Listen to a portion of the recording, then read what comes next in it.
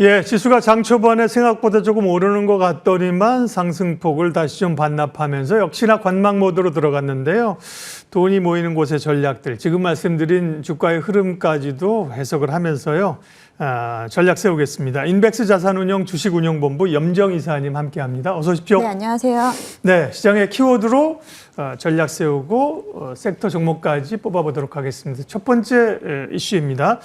수출 데이터, 네, 4월 수출이 5% 감소. 그런 가운데 뭐 반도체는 좀 또 상대적으로 괜찮다고 해서 반도체 중심으로 좀 올랐었다가요. 지수가 올랐는데 삼성전자 하이닉스 역시 상승분을 좀 반납하면서 지수가 약세 국면으로 다시 전환했는데 수출 데이터에서 얻을 수 있는 시사점, 네, 투자 전략 말씀해 주십시오. 네, 일단은 장 초반에 시장에 좀 공방 그리고 눈치 보기 장세가 나타나고 네. 있죠. 지난 금요일장은 미국의 휴장이었기 때문에 주말 새 뭐 다행인지 불행인지 큰 이슈는 없었습니다. 네. 그런 가운데 우리 시장 오늘 장 시작하면서 특별한 모멘텀이 좀 부재한 상황 속에서 4월 1일부터 20일에 수출 데이터가 나왔습니다. 전체적인 부분에서 5.2% 감소를 했고요. 여기서 지금 미국에 대한 수출이 지금 1년 전 대비해서 14%대 이제 급감을 네. 했다는 점, 아무래도 관세에 대한 부분이 시장에 단기적으로 좀 영향을 미쳤다라고 볼 수 있겠습니다. 대부분의 지금 품목들이 대부분 다 이제 마이너스였는데요. 유독 지금 반도체 쪽에서는 10%대 증가세가 보였다라는 점이 장 초반 시장이 조금은 좀 조용한 가운데 반도체 섹터를 좀 올려냈습니다. 지금 SK하이닉스가 2% 넘는 상승세를 좀 보여주고 소부장 종목들이 급등하는 모습이 좀 나타났었는데요.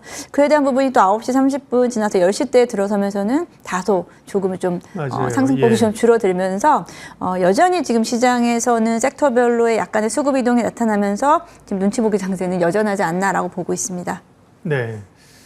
수출주가 되면 좋은데 지금 말씀하신 그런 근간이나 이제 관세 영향 보게 되면 대표적인 뭐 반도체나 자동차나 수출주들이 힘을 뽑고 가기에는 아직은 좀 어렵다 이렇게 보는 게 맞는 거죠, 그죠? 네, 이제 반도체를 제외하고 보게 되면은 일단은 뭐 자동차 부품이라든지 가전제품이 지금 30%, 29%대 지금 급감을 했다라는 부분이고요. 단기적으로는 뭐 아직까지 뭐 4월 20일까지의 어떤 데이터이긴 합니다만 미국에 대한 수출에 대한 감소폭이 좀 단기적인 영향을 좀 크게 미치지 않았나라고 좀 보고 있습니다. 네. 오히려 이제 미국보다는 중국과 관련돼서 뭐 모멘텀이 있거나 수출이 늘어나거나 이런 쪽을 찾아야 합니다. 두 번째 키워드 살펴보겠습니다. 말씀드린 것처럼 뭐 대형주나 수출주들이 끌고 갈 수는 없는 상황인데 오늘 그런 점에서 조금 유독 눈에 띄는 게 태양광주입니다. 안 그래도 최근에 이 한국의 태양광 폴리실리콘이나 이런 거는 뭐 관세 영향을 덜 받는다고 뉴스가 된 적은 있는데요. 오늘 태양광이 굉장히 강하게 갑니다. 다만 많은 투자자들이 정말 의구심이 좀 있잖아요. 태양광에 대해서는 어떻게 해석해야 됩니까? 네. 네, 이제 지난주 목요일이었었죠. 네. 이제 미국에서 이제 관세에 대한 부분 면제 품목으로 태양광 소재 쪽에 대한 일부 품목들이 나타났었고요.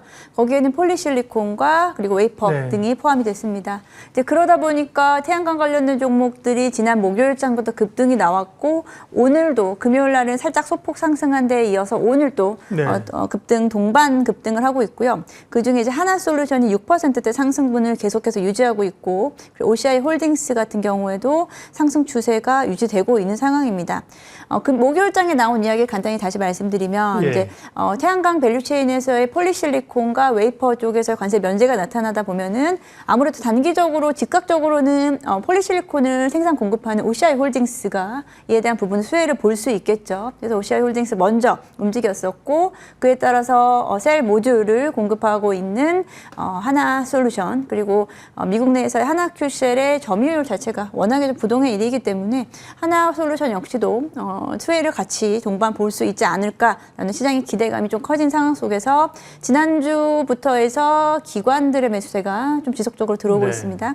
하나솔루션 뭐 지금 뭐 워낙에 좀 낙폭이 과대했었기 때문에 낙폭과대 섹터로도 좀 지목이 되는 것 같고요.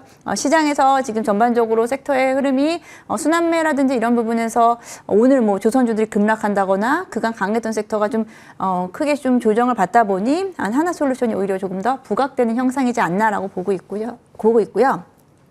OCI 홀딩스에 대해서도 조금만 더 말씀을 좀 드려보면 OCI 홀딩스가 일단은 지난 그 목요일장에서는 10% 넘게 거의 한 20% 가까이 급등하는 모습을 좀 보여줬었는데 OCI 홀딩스에 대한 상승폭이 살짝 좀 줄어든 모습을 뭐 말씀을 드리면 폴리실리콘을 생산을 하고 있는데 여기에 미국향에 대한 부분도 있겠습니다만 중국향에 대한 부분도 상당히 좀 많다고 합니다. 하지만 이제 이번에 이제 태양광 미국에서 이제 관세 면제 품목으로 관세 품목으로 지목이 됐었지만 실제로 OCI 홀딩스는 중국 쪽의 수요가 급감하는 부분에 대한 또 매출 타격 우려가 또 있지 않나라는 부분, 사실 양날이 지금 장단이 다 있다라고 보고 있습니다. 그래서 일단 지금 시장에서는 하나솔루션 쪽에 대한 비중이 조금 더 높은 게 아닌가라고 좀 주가에서 반영이 되고 있습니다. 친환경 하면 대표적으로 뭐 태양광, 풍력, 뭐 수소까지 넣을 수 있는 건데 풍력이나 이런 쪽은 정말 아직까지 온기가 안 오는 것 같고요. 네, 지금은 이제 태양광 쪽이고 말씀하신 것처럼 예전에는 이제 OCI가 여기 더 영향력이 컸었는데 OCI 홀딩스는 시총이 1조 2천억이고 하나솔루션이 4조입니다. 그러니까 시장이 얘기하는 거 지금은 뭐 방산, 뭐 조선, 뭐 이런 건 다 한화가 붙어야 되는 거잖아요. 그죠? 네. 그래서 이제 하나솔루션이 조금 더 낮고 어쨌든 추세적은 아니지만 낙폭과대 성격으로서의 어떤 가능성 그런 건 조금 열어줘도 된다 이렇게 들렸거든요. 네, 낙폭과대 쪽과 말씀하신 대로 이제 하나그룹주가 미국 내에서의 입지가 점차적으로 지금 확대되고 있는 상황이고요. 뭐 최근에는 방산, 조선이라든지 여기에 뭐 태양광, 미국 내에서의 관세에 대한 어떤 효과가 가장 좀 직접적으로 즉각적으로 좀 나타나는 게 이제 하나그룹주가 아닌가 싶습니다. 그가 뭐 하나그룹주 급등했었던 올해 1분기에 하나솔루션 동반하지는 못했지만 이번에는 좀 다른 이슈. 어떻게 보면 태양광도 이제 핀셋 효과라고 볼 수 있겠죠. 태양광 쪽에 대한 단기 모멘텀이 있기 때문에 이 부분이 실제적으로 앞으로 실적으로 반영될 수 있을지에 대한 부분 같이 체크해 보셔야겠고 본격적으로 이번 주부터 중대형사들의 중대형 종목들의 실적이 발표되고 있죠. 뭐 단기간에 뭐 이번 1분기 뭐 태양광 종목들의 실적을 우리가 기대하기는 어렵겠지만 앞으로 연간 전망치에 대한 부분까지 같이 살펴보시면 투자 기회 찾을 수 있으실 것 같습니다. 하나그룹이 잘 나갑니다. 주식시장에서 잘 나가고요. KBO에서 잘 나가고 6연승 했던데요. 하나그룹이 하나 이글스가 야구도 잘하고 요즘. 네. 뭐 전방위적으로 사실은 성장 섹터로 주목을 받습니다. 다음 키워드 보겠습니다. 다음은 방산이군요. 예, 방산은 뭐 여전히 많이 오른 밸류 부담에도 불구하고 뭐 공매도 우려 이런 것도 불구하고 잘 가고 있고요. 하나 에어로스페이스는 목표가가 100만 원, 130만 원까지 오늘 나왔어요. 그런 가운데 현대 로템도 목표가 상향, 방산주에 대한 시각, 그다음에 현대 로템을 조금 더 집중적으로 말씀하실 건가요? 예. 네, 말씀하신 대로 지금 방산주들도 목표가가 계속 올라가고 있습니다. 지난주에 현대 로템의 이제 목표가가 상향된 게 제가 14만 5천 원 정도까지 확인을 했었는데 오늘 이제 한투에서 한국투자증권에서 목표가를 17만 원으로 상향 조정을 했습니다. 지금 이제 가격대가 이제 11만 원대인 점 가늠했을 때 50% 이상의 상승 여력이 있다라고 좀 보는 것 같고요. 이에 대한 부분을 좀 리포트들을 보면 사실 내용은 대동소이합니다. 현대로템의 앞으로의 모멘텀이 추가적인 모멘텀이 지속될 수 있겠느냐는 부분인데 일단은 1분기 실적 시즌이기 때문에 실적에 대한 부분은 컨센을 상회할 것이다라고 대부분 다 이야기를 하고 있습니다. 그래서 오히려 실적이 발표하고 나면은 단기적으로 새로 나올 수 있다라는 점은 좀 유념하셔야 되겠고요. 장기적인 모멘텀이라고 보면은 아무래도 그간 밀려 있었던 폴란드 2차 수주권이 되는 부분이죠. 거의 임박했다라고 시장에선 계속 나오고 있고 상반기 내에 2차 수주에 대한 부분 가능할 것으로 좀 보여지기 때문에 물론 이건 지나봐야 아는 거기 때문에 모멘텀은 워낙에 좀 강력한 모멘텀이 살아 있고요. 뭐 레일 솔루션 부분에서도 뭐 영업이익률에 대한 안정적인 흐름으로 인해서 캐시카우 역할을 하고 있다라는 부분입니다.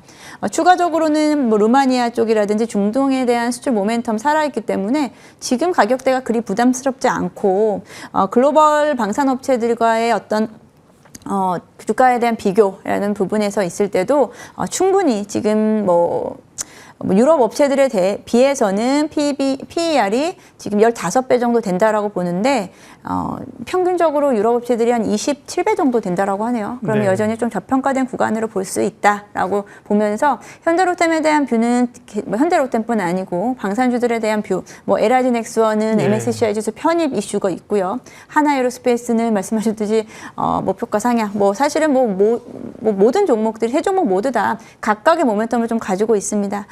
근데 지금 오늘은 뭐 살짝 전반적으로는 좀 쉬어갑니다. 리포트 효과가 즉각적으로 반영되진 않지만 만약에 조정이 나타난다라고 하면은 매수를 해볼 수 있는 좋은 섹터가 아닌가라고 생각하고 있습니다. 말씀하신 오늘 한국투자증권 리포트도 뭐 유럽이나 이런 쪽에서의 성장성 이렇게 보면 유럽 기업만큼 밸류를 못 줄 이유는 뭐 있냐 이런 이 주장이고 목표가를 올렸는데 사실 그걸 또 시장이 인식하려면 시간은 필요한 것 아닌가. 그만큼 밸류를 당장 줄 수 있나 이런 고민도 좀 있긴 해요. 네. 좋은 말씀하셨습니다. 예를 들면 하나에어로스페이스든 롯데미든 지금 좋고 기대감이 있는데 좋은 실적을 발표하면 사실은 뉴스에 파는 모멘텀이 나올 수도 있으니 그죠. 그걸 염두에 두고 오히려 그걸 이용해서 오히려 네. 조정시 매수를 한다든지 그때까지 차익을 한다든지 그죠. 이런 약간 좀 트레이딩 전략이 필요해 보이네요. 네. 네. 예, 방산주까지 인덱스 자산운용 염정 이사님과 머닝 전략 종목 이야기 함께했습니다. 고맙습니다. 네, 감사합니다.